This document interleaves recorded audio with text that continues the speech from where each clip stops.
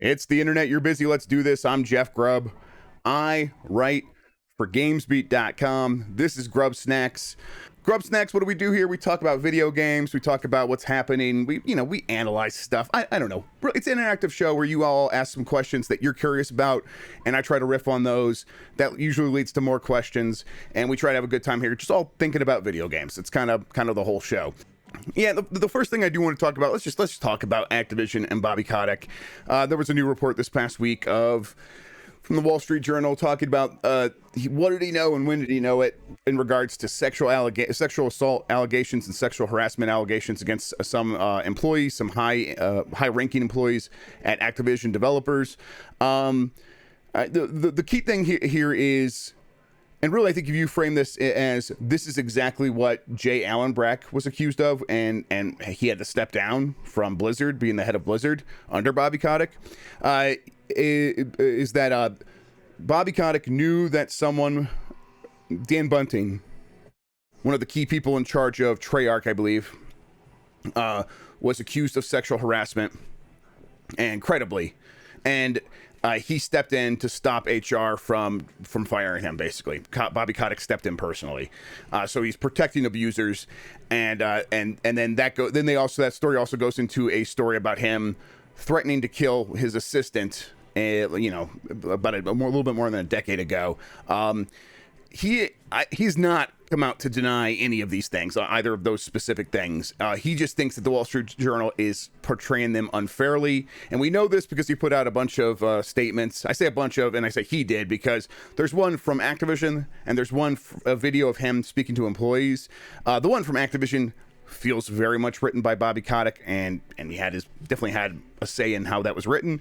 And we also know that he does that because he also wrote that Fran Townsend email that first got Activision in trouble when the reports of the investigation from the Fair Employment and Housing Division, or whatever, Department of Fair Employment and Housing in California, when they announced their investigation, there was a fiery email from Fran Townsend saying how this is a witch hunt or whatever and all these things. Turns out he drafted that email and then had her send it out under her name.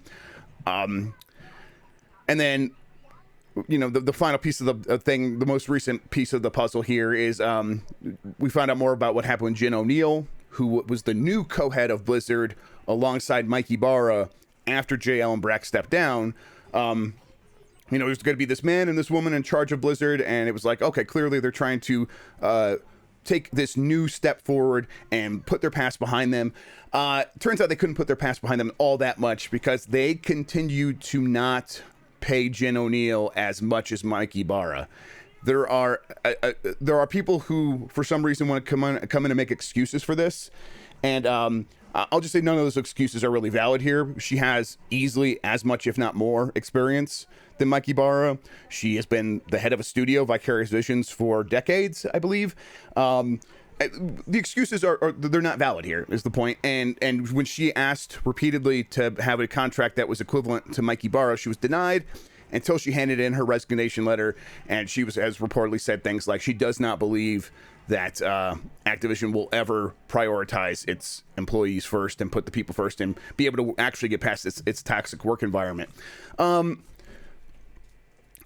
All this is to say that this is starting to feel like the chickens coming home to roost for Bobby Kotick and all that stuff. It feels like this is maybe the beginning of the end for him. Now, I know that there are plenty of reasons to think that's not what's going to happen because...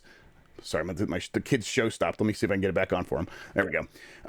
Because, these guys always seem to survive, right? And the board of directors has come out in support of Bobby Kotick, and the other executives at Activision have come out in support of him. But this does feel like the weakest moment in terms of his chances of survival. And while it might look like they're going to be staunch supporters of him right now, if things keep going in this direction and there's no obvious we have moved past this, the easiest thing to do would be to get rid of Bobby Kotick. Now, it's not just again, the things that he's being accused of are the reasons Jay Allen Brack had to step down, and I think just in those lights, it's like it makes no sense that he had to do that, but Bobby Kotick doesn't. And Activision has this new zero tolerance policy against harassment and all this stuff. but it's obviously not being applied retroactively to Bobby Kotick for some reason.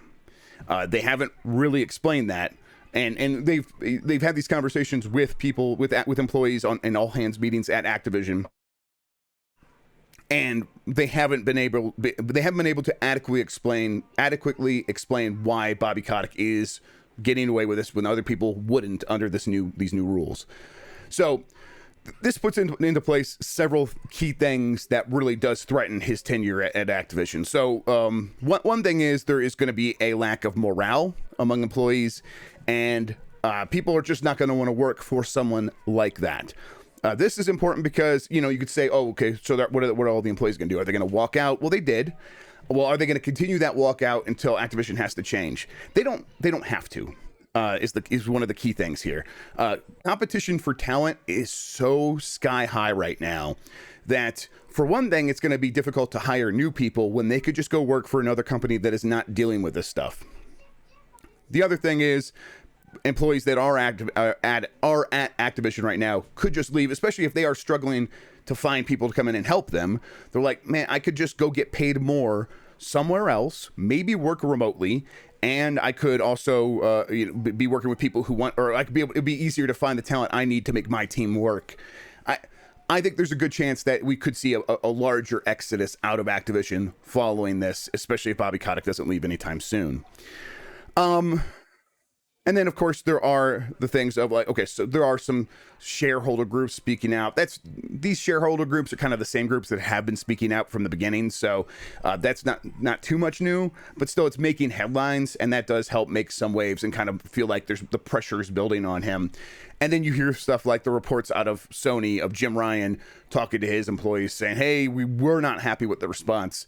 And we hear that you're not like, there's teams inside of PlayStation that actively work on deals to give Activision money, right? There's like, oh yeah, we're going to pay Activision money to get the co-marketing deal for Call of Duty.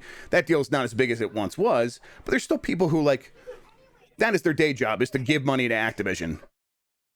People at PlayStation are going to be like, hey, we feel bad working to give Activision money when we know it's just going to go to this person who clearly does not really respect his employees and is not actually all that concerned with making things better, and we can see through his attempts to claim that he does. And so that's going to lead to someone like Jim Ryan saying, hey, we hear you, we're going to voice our concerns and make it known. That doesn't mean there's never been any problems at PlayStation. Of course there have been. There's reports out of Naughty Dog, reports out of Insomniac, but still, like, in terms of just speaking of what this means for Bobby Kotick, it's not going to help him.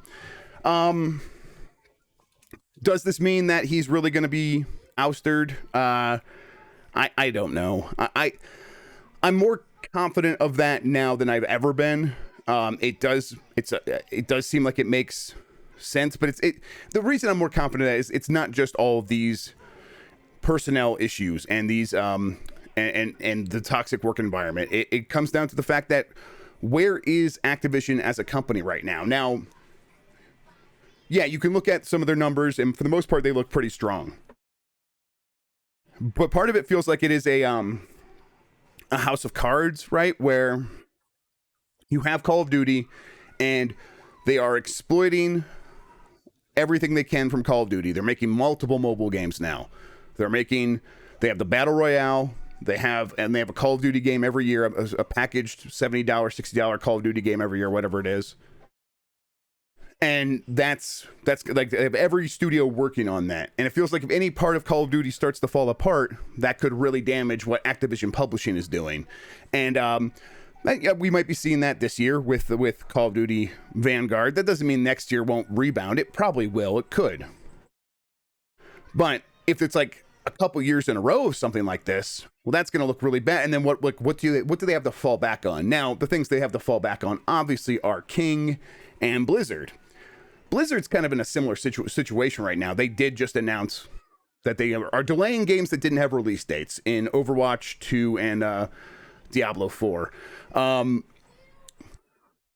mean, those games will come out eventually, but does Overwatch 2 feel like it's going to be like, do you have a lot of confidence in Overwatch 2 right now as a fan of Overwatch? because I don't. Diablo 4, I feel like, you could kind of figure out what a good one of those is going to be. Trying to recapture the magic of Overwatch feels pretty challenging, though. And even if, like, you do recapture the magic of Diablo 4, or like with Diablo, like Diablo 3 was kind of, I mean, whatever. They'll make that work. But that's still not, that doesn't feel like a strong roster of games that's going to support them and help them grow financially for the next 5 years. That feels like still kind of treading water to a certain extent. But then, and even King is growing, absolutely. But it's also kind of just still relying on Candy Crush Saga. And it feels like eventually you're going to get to a point where you have exhausted the human race in terms of who you can monetize with that game, right? It's been out for a long time. It's going to be a decade here next year. And so, like, I mean, listen, they can make more Candy Crush games. They have, and they have a model that works. I'm not that worried about King. Point is, though, is that, like, we don't trust Bobby Kotick to create an environment where people want to work and where people are treated with respect and dignity. And while you and I care about that, and the employees care about that, and, the workers that actually make these games, that's like probably one of their number one concerns. You can't count on investors and the board of directors to actually care about that, because the whole point is exploiting people. But then I don't trust Bobby Kotick to be able to, like, navigate beyond where they are right now as a game making entity. Like, are they really going to have what else are they going to be able to make? Does this company seem like they are going to be able to make something beyond Call of Duty, another Call of Duty, like, obviously, like, another Call of Duty in terms of a pillar of Activision's revenue? And they haven't had one in a long time. They used to have Tony Hawk. They used to have the plastic instrument genre, stuff like that, Guitar Hero. They haven't had anything like that in quite some time. Again, maybe they just shifted their strategy to mobile and King, and that's what acquiring King was about. But it still doesn't feel like the ideas are coming out of Activision. A large part of that is probably due to people not wanting, like, the people who come up with good ideas and not wanting to work for this company. And that's only going to get worse. So when you look at this whole picture, to me, if I am on the board of directors and I understand this stuff, to me, it's the easiest decision in the world to just say, hey, we need people to want to work for us more than we need Bobby Kotick, actually. And things don't work that way. The board of directors probably doesn't actually fully understand this stuff the way that people who actually think about it every day do, like us. And also, they're going to be planted there, like, it's political, and they're going to have Bobby Kotick's back because he helped get him there in the first place and all this stuff. So, it's a club or whatever. Still, though, it feels like if the pressure can continue to build, the obvious choice here, like the shouting from investors at a certain point, like the fiduciary responsibility that the board of directors has to the investors, will come into play, and things could still move. I don't know. I'm skeptical still. I'm hopeful, but skeptical still, for sure. Let's just answer this. From Christian, Argentina. Jeff, why didn't you recover the flag last night? So listen, I got turned around. All right. My team took the flag in Halo, and they had it right next to our goal, and they were just trying to, like, they threw it, and then the other team didn't return it. There was no other team around, and they were trying to get our flag back to our base so we could score a point. And I spawned, picked up the flag, and started running it towards our base, which I thought was on the other side.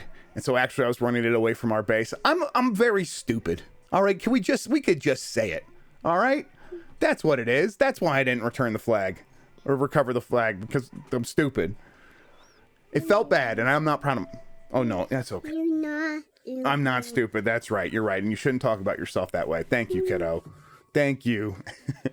That's going to do it for this show. Thank you, everybody, so much for watching. I'm sorry that we had to do it so fast, but we'll come back with we'll do an extra long question and answer episode next week, because my wife will be home. She's off of work.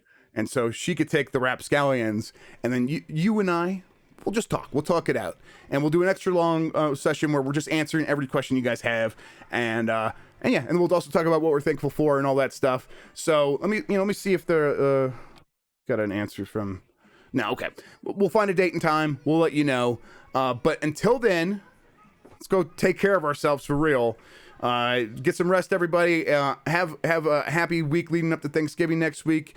I'm looking forward to it. Until then, have a good one. Take care of yourselves, and goodbye. No, wait, let me hit the yummy yummy.